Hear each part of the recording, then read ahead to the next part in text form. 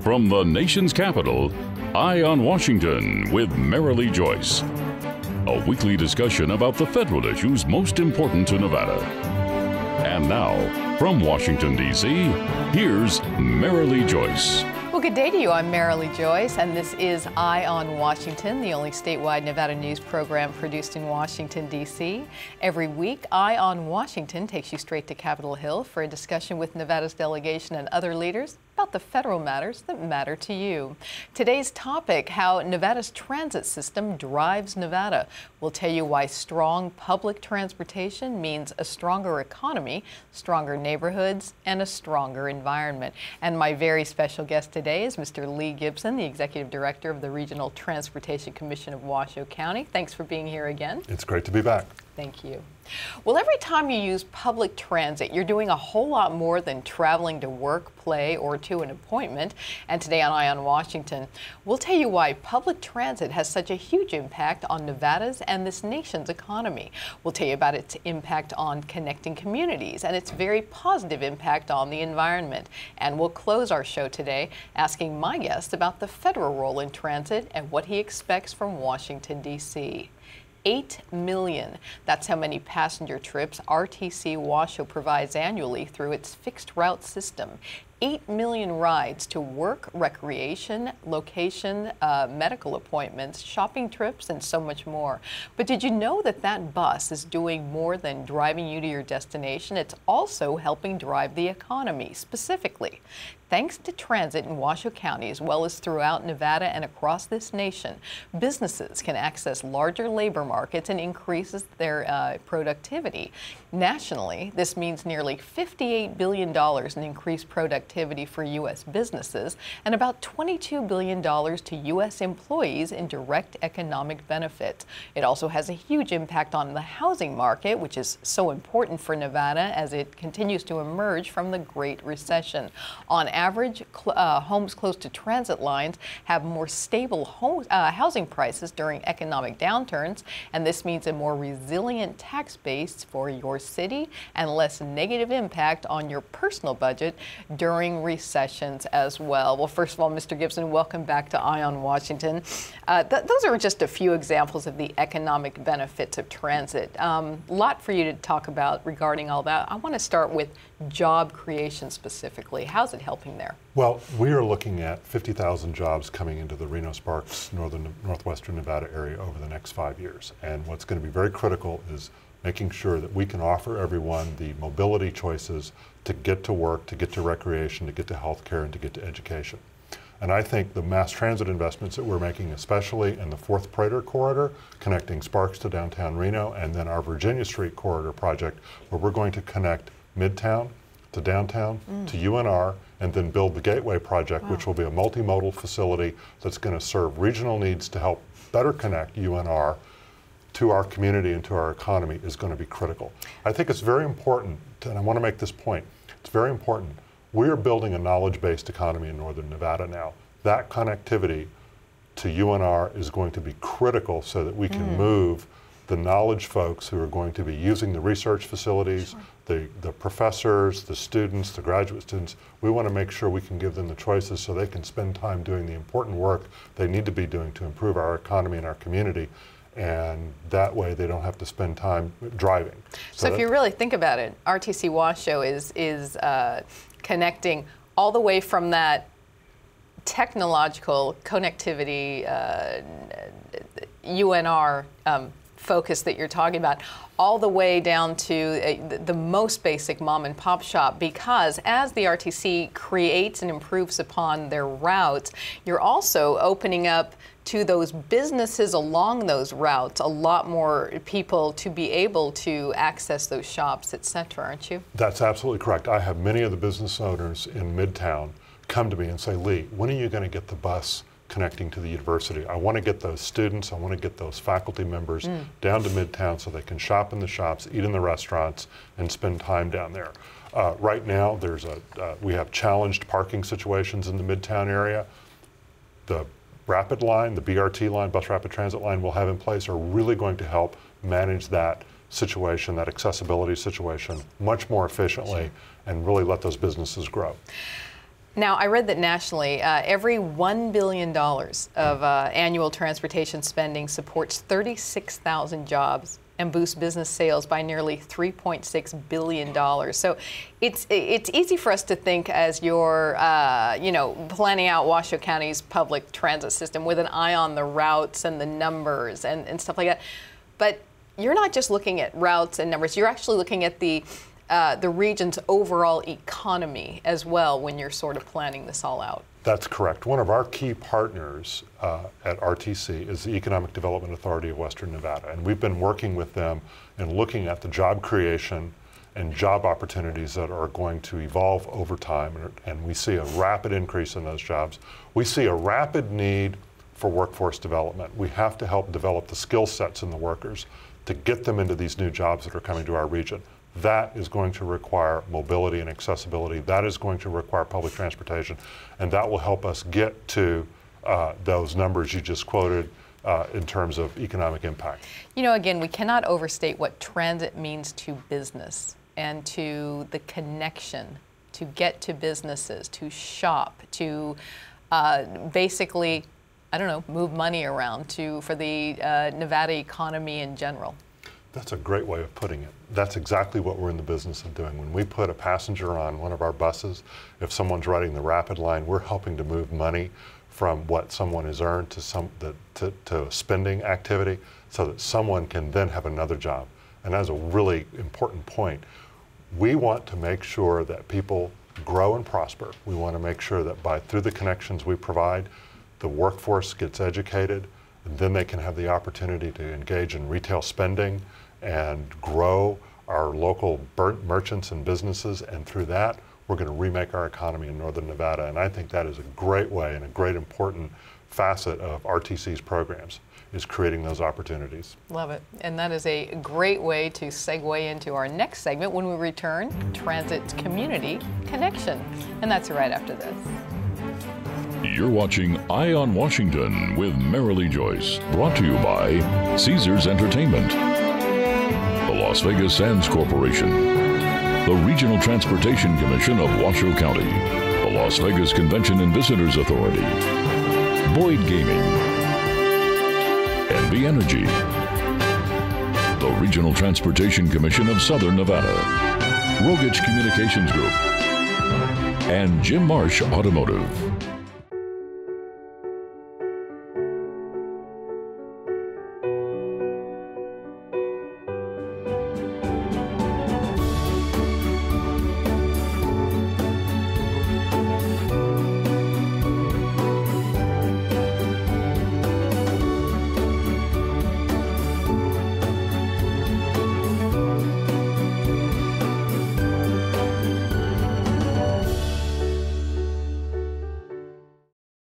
I got my own iPod Touch and use my dad's login to get on gambling sites.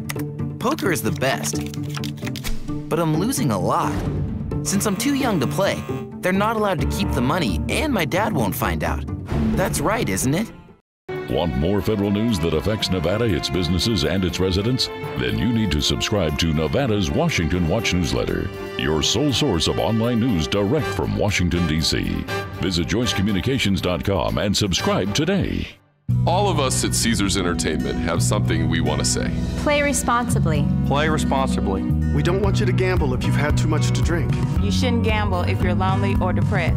And if you're under 21, you're not allowed to play. No, no, no. No matter which of our casinos you come to, our message is always the same. Play responsibly. Play responsibly. Play responsibly.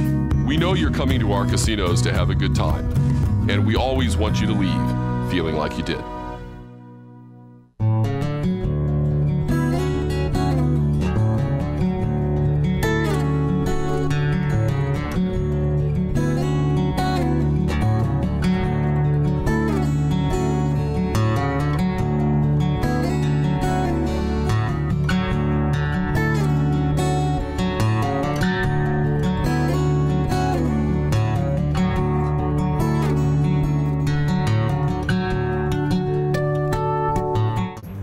Welcome back to Eye on Washington, our discussion of the many positives of public transportation. My guest today is Mr. Lee Gibson, the Executive Director of the Regional Transportation Commission of Washoe County. Well, we've talked about transit and the economy. Let's talk now about the very human face of public transportation. On the RTC Washoe website, there's a fun explanation showing a bus connected by a dotted line to buildings and people. Driving home, if you will, how transit links us to schools, jobs, medical appointments, social services, and recreation, and so much more. Well, if you drive to work, you might not consider that without transit, many of your coworkers could not get to the office. Those same colleagues likely rely on a strong public transportation system to just get about, well, everywhere. And how about our seniors? It's not a stretch to say that transit helps many seniors retain their very independence, helping them connect with family and friends, as well as get to appointments, shopping, and the like. So, Mr. Gibson, you know, reports say Americans are driving less and less, relying more on public transit. So, communities they're actually really enriched by transit system, but it's got to be a good transit system, correct? That's correct. And I also want to emphasize the importance of the pedestrian environment. The transit passengers' first experience with the transit system when they walk out of the door of their home or their business is to walk down a sidewalk and approach a transit stop of some kind of station, a bus stop, or a walk in here in Washington, D.C. to a subway station. You have to have that pedestrian infrastructure in place, and it has to be an accessible and comfortable environment for that pedestrian to enjoy so that they will come back and use transit over and over again. Cracked sidewalks, overgrown trees and vegetation, an environment that creates a sense of an insecurity are all critical obstacles for people to experience public transportation. So making that pedestrian pathway a successful pathway and a safe pathway and a smooth pathway is all very, very important. In the several years now that you've headed the RTC Washoe, has that been a priority? When you came on board, did you say, wow, we've got some cracked sidewalks going on out there or whatever pedestrian needs were not being met? Was that a new focus of the RTC Washoe? Absolutely. What we like to say we do, we're in the complete transportation business.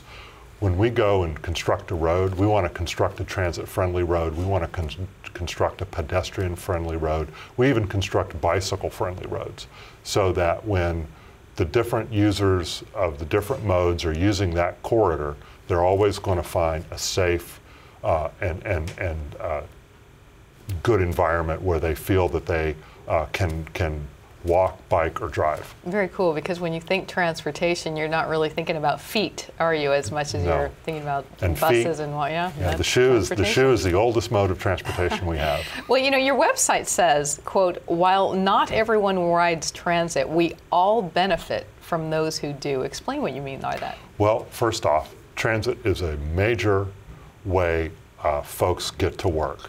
Without getting those workers, and let's be, blunt about this, a lot of those are service workers. It drives the service economy. It allows everyone else in the economy to be able to patronize businesses and have choices and have lower prices. And I think that's what the important part about public transit is it really helps get people to jobs that support all of our other economic activities, and that's what really makes for a rich and viable and vibrant city, in my opinion. During your time running RTC Washoe, what have you seen regarding increases in public transit use, and how has it sort of affected your whole master plan? I think the biggest singular sort of focus or trend I've noticed is, again, going back to the complete streets, complete transportation system concept.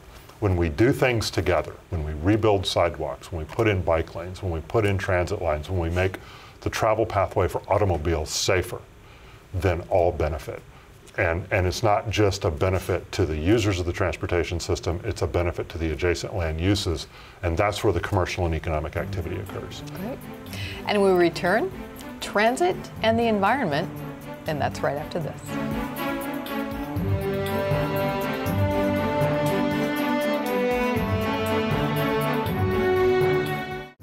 Nevada's direct link to Capitol Hill. Eye on Washington with Marilee Joyce. The only statewide Nevada news show based in Washington, D.C. All the top federal matters that matter most to Nevadans. Marilee talks with our congressional delegation and other leaders about the federal news you need to know. Eye on Washington with Marilee Joyce. Nevada's Eye on Capitol Hill. got my own iPod Touch and use my dad's login to get on gambling sites. Poker is the best, but I'm losing a lot. Since I'm too young to play, they're not allowed to keep the money and my dad won't find out. That's right, isn't it?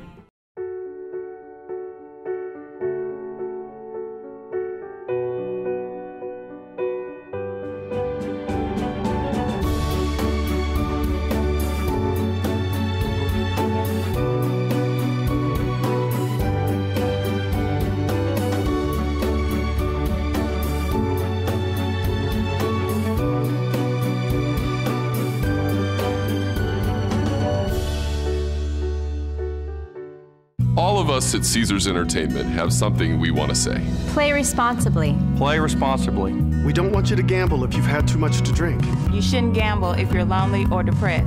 And if you're under 21, you're not allowed to play. No, no, no. No matter which of our casinos you come to, our message is always the same. Play responsibly. Play responsibly. Play responsibly.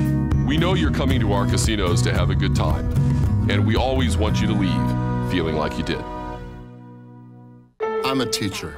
Let me tell you what I make. I make learning a privilege, not a chore, and frustration a tool, not an obstacle. I make working hard seem easy and giving up impossible. I make an old subject feel like a fresh thought and unconventional methods common. I'm a teacher. I make more.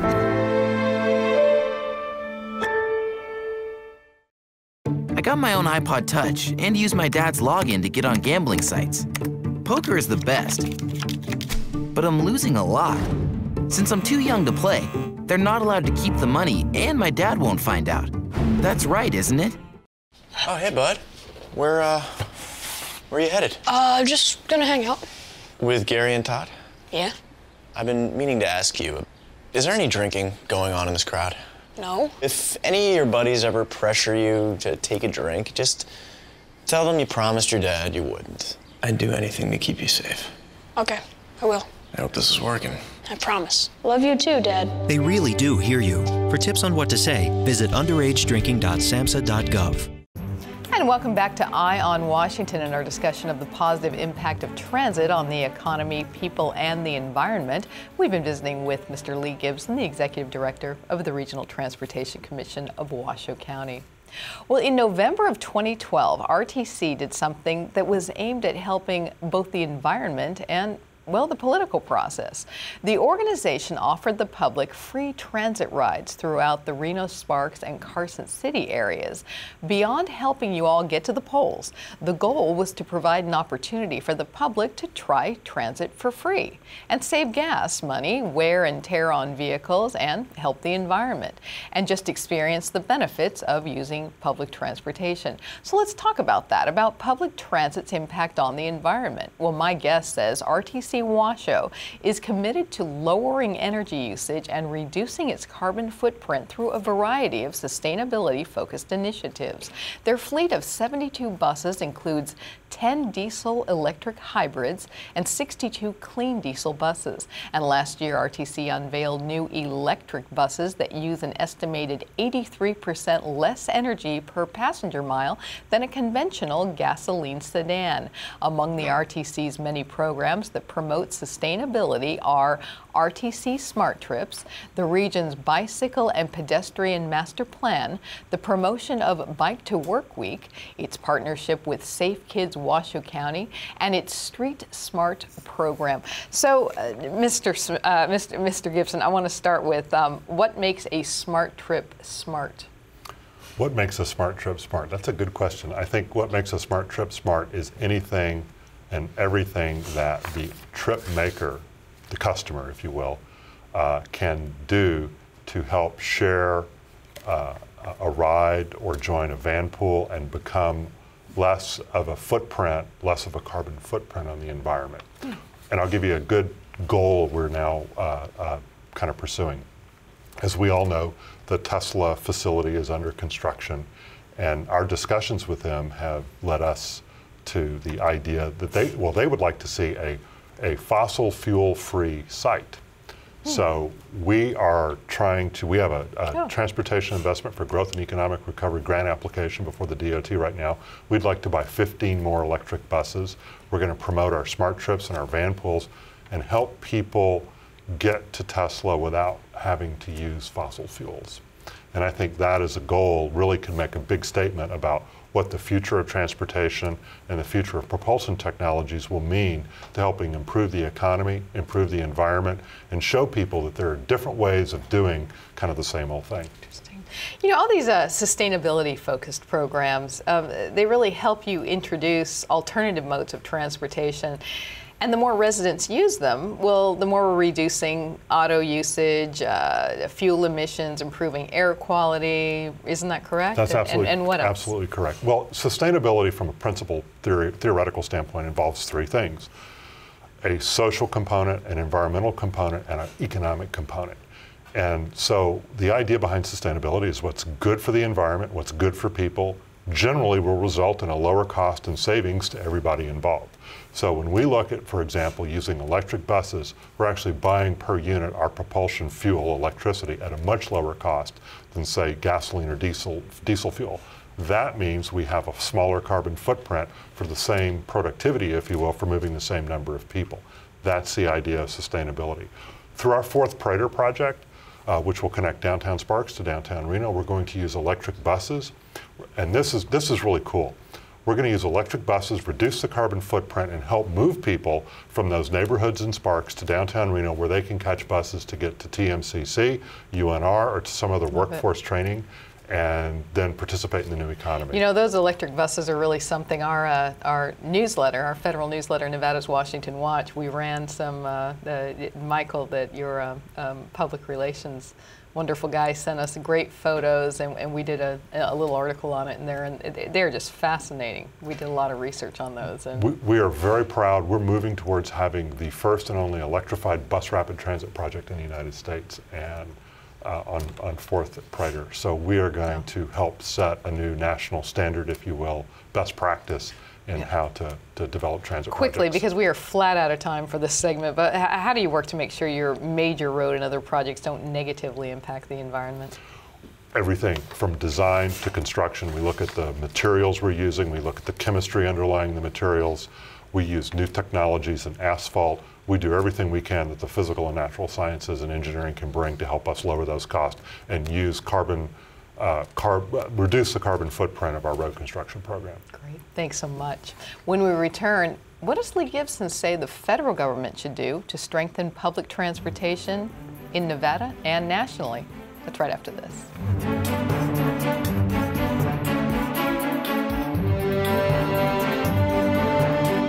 All of us at Caesars Entertainment have something we want to say. Play responsibly. Play responsibly. We don't want you to gamble if you've had too much to drink. You shouldn't gamble if you're lonely or depressed. And if you're under 21, you're not allowed to play. No, no, no. No matter which of our casinos you come to, our message is always the same. Play responsibly. Play responsibly. Play responsibly. We know you're coming to our casinos to have a good time, and we always want you to leave feeling like you did. Nevada's direct link to Capitol Hill. Eye on Washington with Marilee Joyce. The only statewide Nevada news show based in Washington, D.C. All the top federal matters that matter most to Nevadans. Marilee talks with our congressional delegation and other leaders about the federal news you need to know. Eye on Washington with Marilee Joyce. Nevada's Eye on Capitol Hill. I got my own iPod Touch and use my dad's login to get on gambling sites. Poker is the best, but I'm losing a lot. Since I'm too young to play, they're not allowed to keep the money and my dad won't find out. That's right, isn't it? It's already rented. If you believe you've been discriminated against in housing because of your race, color, religion, national origin, sex, familial status, or disability, call HUD or visit hud.gov/fairhousing. Fair housing is your right. Use it.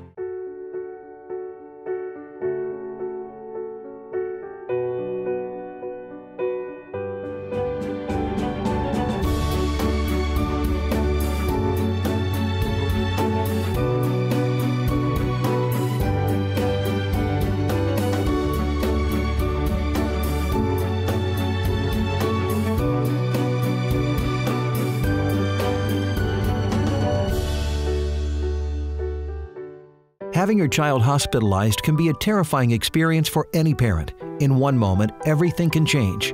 Here at the Reno Ronald McDonald House, we can help. We keep families together when it matters the most by providing a home away from home for families with children in the hospital. Parents who stay at the Ronald McDonald House have more time with their children during the healing process. Please contact us today for more information and to see how you can help. Donate online at rmhc-reno.org. Want more federal news that affects Nevada, its businesses, and its residents? Then you need to subscribe to Nevada's Washington Watch newsletter, your sole source of online news direct from Washington, D.C. Visit joycecommunications.com and subscribe today.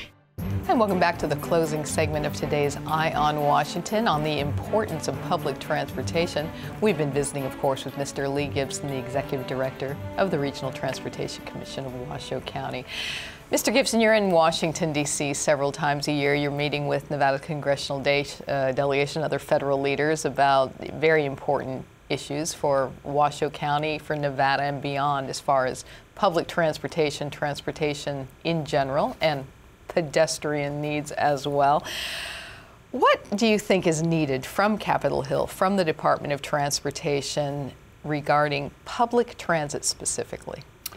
In Nevada first and nationally? Well, I think nationally, in Nevada first, we need more money, flat out. We need to see the federal government really work hard at finding new revenue sources that they can put in to the various pots of money that come to us for public transportation. Second, we need to see a bus and bus facilities program that will grow and be a source of capital that that all of the state, throughout the state, all the metropolitan areas can use for purchasing buses, for building bus maintenance facilities, intermodal stations, and building the foundation so that we can continue to grow our ridership. We've seen cuts in those programs over the years. Those cuts need to be restored, and we need to put, in fact, those funding sources back on a growth path. So we want more money, and we want more money for bus and bus facilities.